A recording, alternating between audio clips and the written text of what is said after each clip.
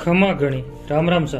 आज मैं आपको बताऊंगा पश्चिमी रेगिस्तान के भूभाग में स्थित सूर्य की किरणों में चमकते एक वैभवशाली व ऐतिहासिक शहर जोधपुर के बारे में। जोधपुर, जिसे हम इतिहास में मारवाड़ कहकर पुकारते हैं, इसे हम सूर्य नगरी और ब्लू सिटी भी कहते हैं। इस शहर का इतिहास बहुत ही गौरवशाली इतिहास रहा है। अनेक राजाओं ने इसे बाहरी आक्रमण से बचाया, साथ ही अनेक महलों, झीलों व छतरियों का निर्माण करवाकर इसकी खूबसूरती में चार चांद लगा दिए। जोधपुर शहर की स्थापना राव जोधा ने 12 मई 1459 ईस्वी को की थी। जोधपुर शहर के लोग बहुत ही मिलनसार होते हैं। ये सदैव दूसरों की मदद के लिए तत्पर रहते हैं। उलझी हुई घुमावदार गलियां पटरियां पर लगी दुकानों से घिरी हैं। कलात्मक रूप से बनी हुई रंग बिरंगी पोशाकें पहने हुए लोगों को देखकर प्रतीत होता है कि जोधपुर की जीवन शैली असाधारण रूप से सम्मोहित करने वाली है। औरतें घेरदार लहंगा और आगे व पीछे के हिस्सा को ढकने वाली 3/4 लंबाई की बांह वाली नीतम स्थल तक की जैकेट पहनती हैं। पुरुषों द्वारा पहनी हुई रंगीन पगड़ियां शहर में और भी रंग बिखेर देती है।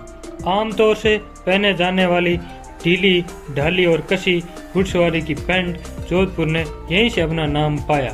जोधपुर के कपड़ा में जोधपुरी कोट और जोधपुरी पगड़ी पूरे भारत में प्रसिद्ध है। अब मैं आपको बताता हूँ जोधपुर के कुछ प्रसिद्ध दर्शनीय स्थलों के बारे में। सबसे पहले आपको मैं लेके चलता हूँ मेहरानगढ़ दुर्ग। मेहरानगढ़ दुर्ग पहाड़ी के बिल्कुल ऊपर बसे होने के कारण राजस्थान के सबसे खूबसूरत किलों में से एक है। इस किले के सौंदर्य को श्रीलंकाबद्ध रूप से बने द्वार और भी बढ़ाते हैं। इन्हीं द्वारों में से एक है जयपोल। इसका निर्माण राजा मान सिंह ने करवाया था। दूसरे द्वार का नाम है फतेहपोल। इसका निर्माण राजा अजीत सिंह ने मुगलों पर विजय के उपलक्ष्य में किया था। किले के अंदर में भी पर्यटकों को देखने हेतु कई महत्वपूर्ण इमारतें हैं, जैसे मोती महल, सुख महल, फूल महल आदि।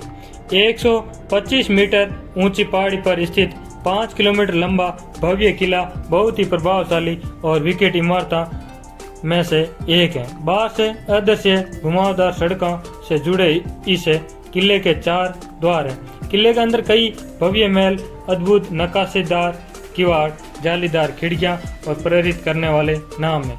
इनमें से उल्लेखनीय है मोती महल, फूल महल, शीश महल, सिल्ले खाना, दौलत खाना। इन महलों में भारतीय राजवंशों के साथ समान का विस्मयकारी संग्रह नीत है। इसके अतिरिक्त पालकियों, हाथियों के होदे, विभिन्न शैलियों के लघु चित्रों, संगीत वाद्य, पोशाकों व फर्नीचर का आश्चर्यजनक संग्रह भी। अब हम आपको लेकर चलते हैं जसवंत थड़ा, जो पूरी तरह संगमरमर से निर्मित है। इसका निर्माण महाराजा सरदार सिंह ने अपने पिता राजा जसवंत सिंह द्वितीय और उनके सैनिकों की याद में किया था। इसकी कलाकृति आज भी पर्यटकों को अपनी ओर आकर्षित करती है। अब हम आपको आगे लेकर चलते हैं उमेद भवन पैलेस। महाराजा उमेद सिंह ने इस महल का निर्माण करवाया था। संगमरमर और बालू का पत्थर से बने इस महल का दृश्य पर्यटकों को खास तौर पर लुभाता है। इस महल के संग्रहालय में पुरातन युग की घड़ियां और चित्र भी संरक्षित है। यही एक ऐसा 20वीं सदी का महल है जो बाढ़ राहत परियोजना के अंतर्गत निर्मित हुआ, जिसके कारण बाढ़ से पीड़ित जनता को रोजगार प्राप्त हुआ।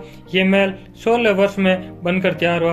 बलुआ पत्थर से बना ये अति समर्थ भवन अभी पूर्व शासकों का निवास स्थान है, जिसके एक हिस्से में होटल चलता है और बाकी के हिस्से में संग्रहालय है। अब हम आपको लेकर चलते हैं आध्यात्मिक ध्यान केंद्र। परवर्ती मार्गी संत श्री रामलाल जी सियाग द्वारा स्थापित आध्यात्मिक विज्ञान सत्संग केंद्र जोधपुर शुद्ध रूप से एक आध्यात्मिक संस्था है। ये संस्था गुरुदेव सियाग सिद्ध योग का निःशुल्क प्रसार मानव कल्याण हेतु विश्व स्तर पर कर रही है। इस केंद्र में एक विशिष्ट प्रकार की सिद्ध योग पद्धति से ध्यान करने पर साधक को ध्यान के दौरान स्वतः ही अनेक प्रकार की योगी क्रिया होती हैं, जो साधक के शारीरिक, मानसिक एवं आध्यात्मिक तापों को कर लेती हैं। अब हम आपको लेके चलते हैं गिरिडीह कोर्ट और सरदार मार्केट। छोटी छोटी दुकानें वाली संकरी गलियां में चित्रा रंगीन बाजार शहरों के बीचों बीच हैं और हस्तशिल्प की विस्तृत किस्मों की वस्तुओं के लिए प्रसिद्ध हैं तथा खरीदारों का मनपसंद स्थल है। शहर का एक प्रसिद्ध दर्शनीय स्थल घंटाघर मार्केट भी सरदार मार्केट के अंदर स्थित है। अब हम चलते हैं अरना झरना। जोधपुर की एक प्रसिद्ध जगह के बारे में जान लेते हैं जिसका नाम है अरना झरना। ये काफी प्रमुख और अधिक सुंदर जगह है जहाँ पर काफी दूर दूर के पर्यटक का आना जाना लगा रहता है। यहाँ की हरियाली और पानी का तेज बहाव प्राकृतिक दृश्य को देखने के लिए पर्यटक बेबस हो जाते हैं। यदि आप इस जगह को देखने का आनंद लेना चाहते हैं तो बारिश के जून जुलाई में जाना सही रहेगा।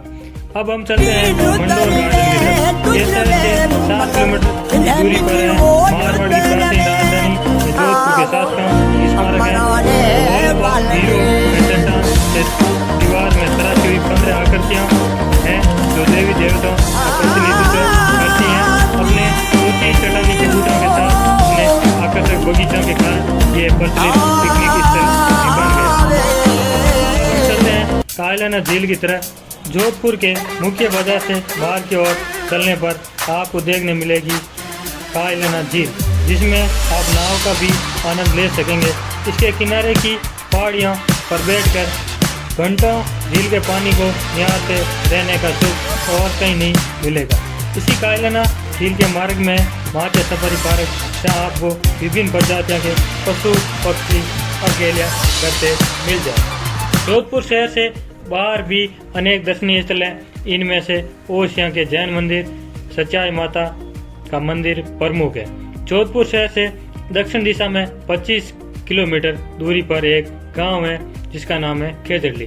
खेजड़ली का इतिहास संपूर्ण भारत के लिए गौरवशाली है। जब कभी समय मिलेगा तो विस्तार से बताऊंगा। इस गांव के 363 लोग पेड़ों की रक्षा शहीद हो गए थे। आज भी यह गांव हरा भरा व पशु पक्षियों के विचरण से ओतप्रोत रहता है। अगर आप भी उन वीर सपूतों की मिट्टी के दर्शन करेंगे तो अवश्य ही आपको गर्व की अनुभूति होगी।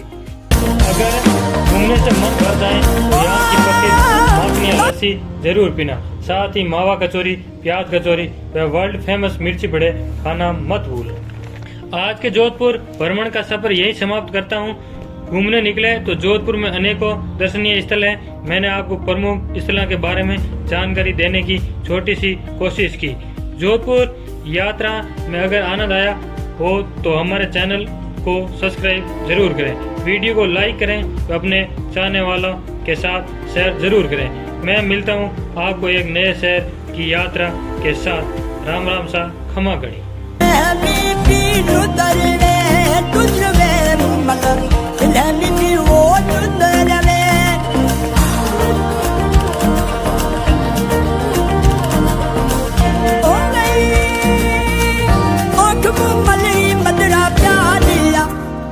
Dari muh madam, ladru very muh.